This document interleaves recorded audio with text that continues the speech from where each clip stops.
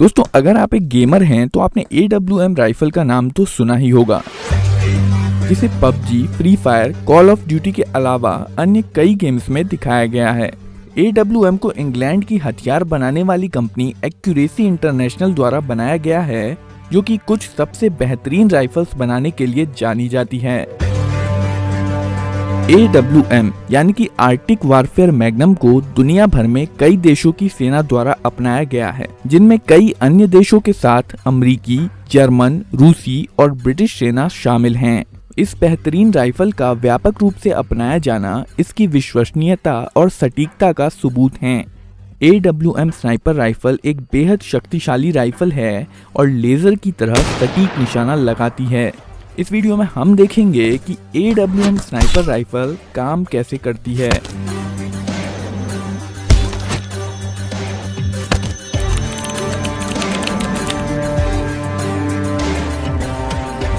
AWM rifle की लंबाई 4 feet 2 inch है और ब्रिटिश मिलिट्री द्वारा जारी standard Schmidt and Bender MK2 scope के साथ इसका वजन लगभग 7 किलो है। शुरुआत में इस बोल्ट एक्शन राइफल को 300 विंचेस्टर मैग्नम कारतूस को फायर करने के लिए डिजाइन किया गया था, पर बाद में इसके वेरिएंट्स को ज्यादा बड़ी और पावरफुल 338 लैपुआ मैग्नम कारतूस के लिए भी बनाया जाने लगा। राइफल को फायर करने के लिए शूटर मैगजीन को राइफल में लगाता है और बोल्ट लीवर को ऊपर उठाकर पीछे खींचता है और फिर वापस आगे धकेलकर बोल्ट हैंडल को नीचे गिरा देता है और फिर निशाना लगाकर ट्रिगर दबा देता है। फायरिंग के बाद इस प्रक्रिया को वापस दोहराया जाता है और राइफल अगला राउंड फायर करने के लिए तैयार है। आइए अब इस प्रोसेस को हम डिटेल में देखते हैं। इस राइफल में एक स्प्रिंग लोडेड 5 या 10 राउंड वाली मैगजीन लगी होती है। मैगजीन का डिजाइन कुछ इस तरह का होता है कि कारतूस आगे स्लाइड होकर ही बाहर आ सकता है। राइफल को पहली बार लोड करने के लिए बोल्ट हैंडल को पीछे खींचकर वापस किया जाता है। आगे आते समय बोल्ट मैगजीन में से एक कारतूस को आगे स्लाइड करके चैम्बर में लोड कर देता है।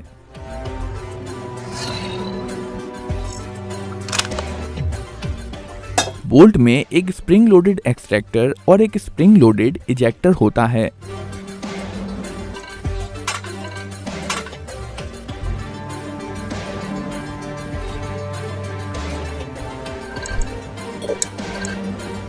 जब कारतूस चैम्बर में लोड होता है तब इसका पिछला हिस्सा एक्सट्रैक्टर में फंस जाता है और साथ ही साथ यह इजेक्टर को स्प्रिंग के विपरीत अंदर की तरफ दबा देता है। बोल्ट हैंडल को नीचे करने से बोल्ट घूम जाता है और इस पर बने लॉकिंग लग्स की मदद से यह राइफल में लॉक हो जाता है, ताकि फायरिंग के दौरान यह अपनी पोजीशन पर मजबूती के साथ बना रहे। राइफल फायर करे इसके लिए कारतूस के पीछे प्राइमर पर एक सख्त चोट करने की जरूरत होती है और ये काम करती है firing pin. Firing pin bolt के अंदर मेन स्प्रिंग के दबाव में रहती है और इसका पिछला छोर कॉकिंग पीस में फिक्स्ड रहता है। शुरुआत में जब बोल्ट हैंडल को ऊपर उठाया जाता है तब बोल्ट के नीचे की तरफ बना हुआ खांचा कॉकिंग पीस को थोड़ा पीछे कर देता है। क्योंकि कॉकिंग पीस फायरिंग पिन से जुड़ी होती है, फायरिंग पिन भी कॉकिंग पीस के साथ पीछे खसक जाती है। फायरिंग पिन के खसकने के कारण मेन स्प्रिंग स्ट्राइकर कॉलर और श्राउड के बीच में कंप्रेस हो जाती है और इसके बाद कारतूस लोड करने के लिए बोल्ट को पीछे खींचकर वापस आगे कर दिया जाता है।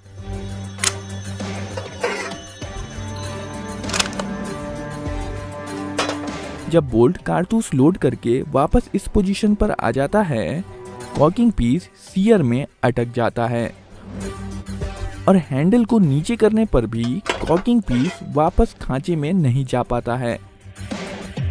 राइफल की इस पोजीशन को कॉक्ड पोजीशन कहते हैं। इस स्थिति में अगर सीयर को अपनी पोजीशन से हटा दिया जाए तो फायरिंग पिन मेन स्प्रिंग के दबाव में कारतूस पर चोट कर देगी और राइफल फायर कर देगी। पर सीयर अपने आप ही नहीं हटता है। सीयर को अपनी पोजीशन से हटाने के लिए ट्रिगर मैकेनिज्म का इस्तेमाल किया जाता है। AWM में 2 स्टेज वाला ट्रिगर मैकेनिज्म लगा होता है। पहले स्टेज में ट्रिगर बस एक स्प्रिंग के दबाव में होता है और इसलिए इसे आसानी से दबाया जा सकता है। जब ट्रिगर सीयर के कांटेक्ट में आ जाता है, दूसरा स्टेज शुरू हो जाता है। ट्रिगर सीयर एक दूसरे स्प्रिंग के दबाव में होता है और इसलिए ट्रिगर को इससे आगे दबाने के लिए शूटर को दोनों स्प्रिंग के विपरीत बल लगाना पड़ता है और इसलिए स्टेज 2 में ट्रिगर सख्त हो जाता है। यहाँ पर आप देख सकते हैं कि सीयर ट्रिगर सीयर में अटका हुआ है। स्टेज 2 में ट्रिगर थोड़ा सा ही दबाने से सीयर फ्री हो जाता है और फायरिंग पिन मेन स्प्रिंग के दबाव में कारतूस के प्राइमर से जा टकराती है।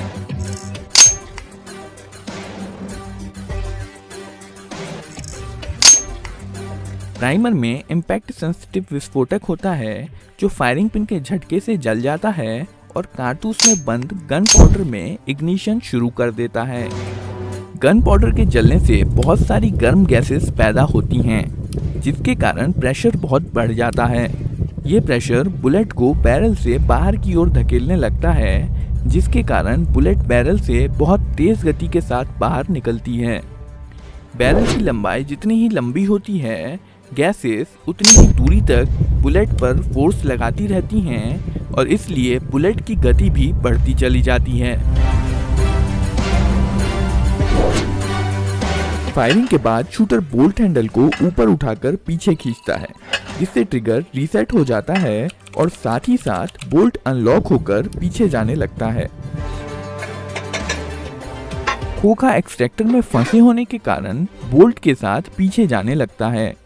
वहीं इजेक्टर पिन स्प्रिंग के विपरीत दबी होने के कारण खोखे पर बाहर की तरफ बल लगा रही होती है और जैसे ही खोखे को बाहर निकलने की जगह मिलती है, इजेक्टर पिन इसे बाहर फेंक देती है।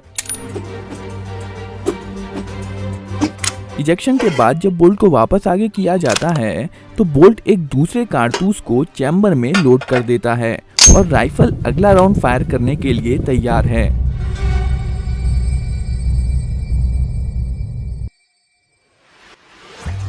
AWM के साथ साथ एक्यूरेसी इंटरनेशनल की सभी राइफल्स में 3 पोजीशन सेफ्टी मैकेनिज्म लगी होती है।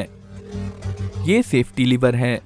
सेफ्टी लीवर का इस्तेमाल तभी किया जा सकता है जब राइफल कॉक्ड पोजीशन पर होती है। बोल्ट हैंडल को एक बार ऊपर उठाकर नीचे गिरा देने से कॉकिंग पीस सीयर में अटक जाती है और राइफल कॉक्ड हो जाती है। जब सेफ्टी लीवर सबसे पिछले स्थान पर होती है तब बोल्ट लॉक हो जाता है और इसे ऊपर नहीं उठाया जा सकता है और साथ ही साथ एक कैम जो कि सेफ्टी लीवर से जुड़ा हुआ है फायरिंग पिन को ब्लॉक कर देता है, जिसके कारण ट्रिगर दबाने पर भी राइफल फायर नहीं कर सकती है। जब सेफ्टी लीवर बीच की स्थिति में होती है तब बोल्ट तो अनलॉक हो जाता है पर अभी भी फायरिंग पिन ब्लॉक रहती है और इसलिए अभी भी राइफल फायर नहीं कर सकती है। जब सेफ्टी लीवर सबसे आगे की पोजीशन में होती है तब फायरिंग पिन अनब्लॉक हो जाती है और अब राइफल फायरिंग मोड पर आ जाती है और ट्रिगर दबाने पर फायर कर सकती है। AWM स्नाइपर राइफल की इफेक्टिव रेंज 1500 से 2400 मीटर से भी ज्यादा है और 2009 में ब्रिटिश सेना के एक स्नाइपर ने इस राइफल का इस्तेमाल करते हुए 2475 मीटर की दूरी पर 2 तालिबान लड़ाकों को मार गिराया था। अब तक की ये तीसरी सबसे लंबी दूरी वाली स्नाइपर हत्या है और उस समय यह तब तक की सबसे लंबी दूरी वाली स्नाइपर हत्या थी। इसलिए इसमें कोई हैरानी की बात नहीं है कि AWM स्नाइपर राइफल को दुनिया की सर्वश्रेष्ठ राइफलों में से एक माना जाता है।